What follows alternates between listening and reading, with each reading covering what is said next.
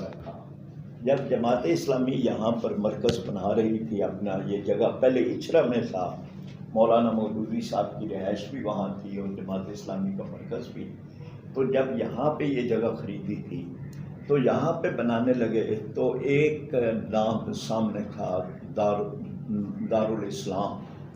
تو دارالاسلام میں کو جب رکھنے لگے، پہلے پٹھان کوٹ میں جماعت اسلامی کا جو مرکز تھا اس کا نام بھی دارالاسلام تھا، تو پھر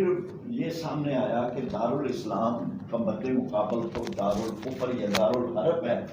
تو اس کا مطلب یہ ہے کہ گویا کہ جماعت اسلامی یہ کہتی ہے کہ ہم ہی اسلام ہیں اور باقی نہیں ہیں، تو یہ نام نہیں رکھنا چاہیے۔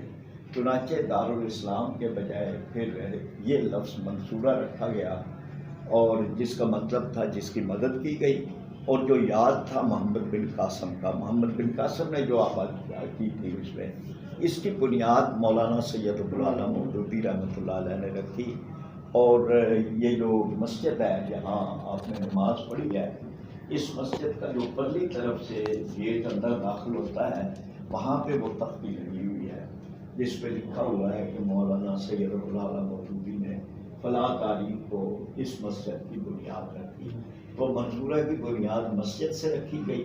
اور مسجد کی بنیاد مولانا مودودی رحمۃ اللہ علیہ نے رکھی۔ بعد میں یہاں یہ دفتر بھی بنے، سارا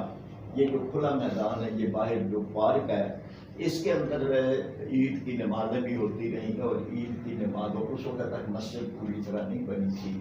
تو مولانا مودودی رحمۃ اللہ علیہ بھی یہاں آ کر عید کی نماز اچھرا سے اپنے گھر سے یہاں آ کے پڑھتے ہیں۔ تو یہ ٹھیک ہے بچے، آپ کا سوال، ماشاء اللہ۔ اور بھی کوئی